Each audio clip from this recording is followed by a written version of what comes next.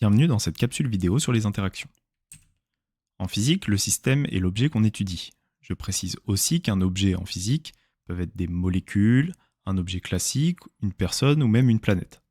Si le système est déformé, qu'il est mis en mouvement ou que son mouvement est modifié, alors c'est qu'il subit une action de quelque chose.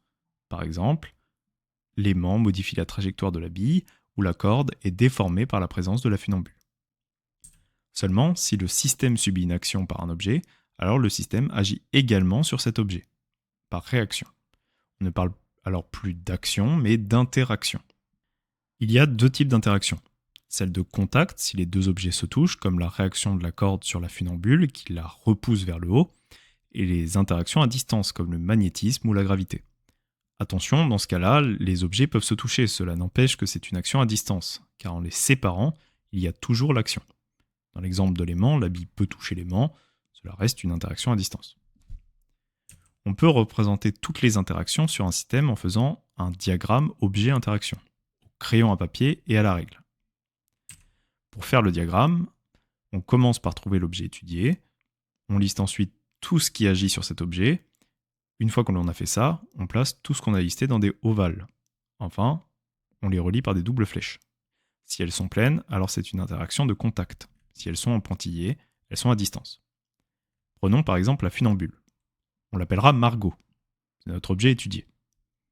On liste tout ce qui agit sur elle.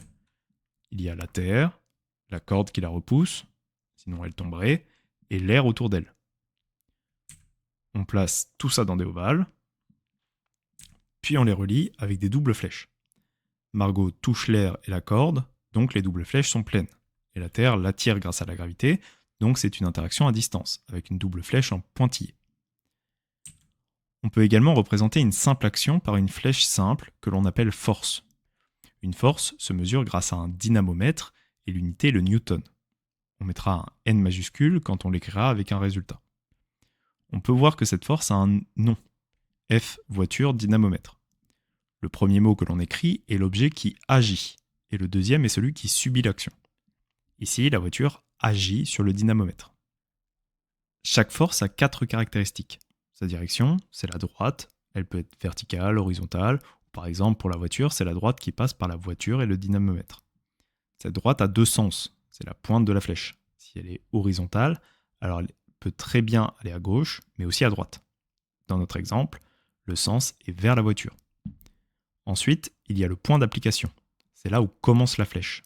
Attention, la flèche commence au début de la droite, pas sur la pointe. Le point d'application d'une force de contact, c'est l'endroit où se touchent les objets. Pour une action à distance, on prendra le milieu de l'objet qui subit. Dans notre exemple, c'est une action de contact, donc la force commence à l'endroit où est attachée la voiture au dynamomètre. Enfin, il y a la taille de la flèche, on l'appelle aussi l'intensité. Plus la flèche est grande et plus la force est grande. On donnera une échelle pour représenter cette force, par exemple 1 cm, c'est 100 N. Si un objet subit 2 forces de même intensité, de même direction mais de sens opposé, alors il est dit en équilibre. Cela signifie que c'est comme s'il ne subissait pas d'action. Par exemple, les 2 personnes tirent sur la corde de la même façon mais dans des sens opposés, alors aucun ne bouge. Voilà un exercice pour t'entraîner. Je te laisse mettre pause avant que je ne fasse la correction. Commençons par la question 5. On demande de regarder les actions qui s'exercent sur le rover. D'après la phrase juste avant, c'est juste après l'atterrissage, donc au point E. Il est sur le sol martien. Voici les différentes actions.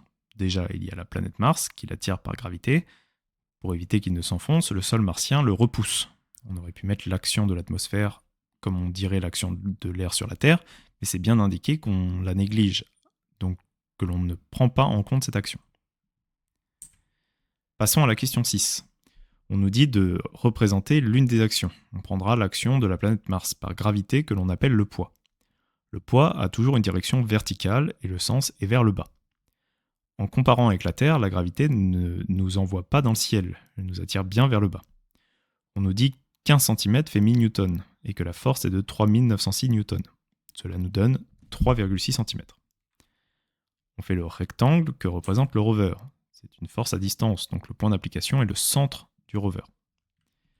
On fait donc une flèche de 3,9 cm qui va vers le bas et qui commence au centre du rectangle. On nomme la force F Mars Rover, car c'est la force de Mars sur le rover. On peut te demander le cas inverse, c'est-à-dire déterminer la valeur de la force grâce à la flèche et l'échelle. Je rappelle que ce sont toujours des flèches simples et non des flèches doubles. Donc il y a deux actions ici. Une qui va vers le bas et l'autre vers le haut. Ici, l'action 1 est une force qui mesure 4 cm, car on part du point noir au milieu, et on nous dit qu'un cm fait 20 newtons. Donc 4 cm font 80 newtons. Voilà, tu sais maintenant tout ce qu'il y a à savoir sur les interactions et les forces. Je te souhaite bon courage pour tes révisions.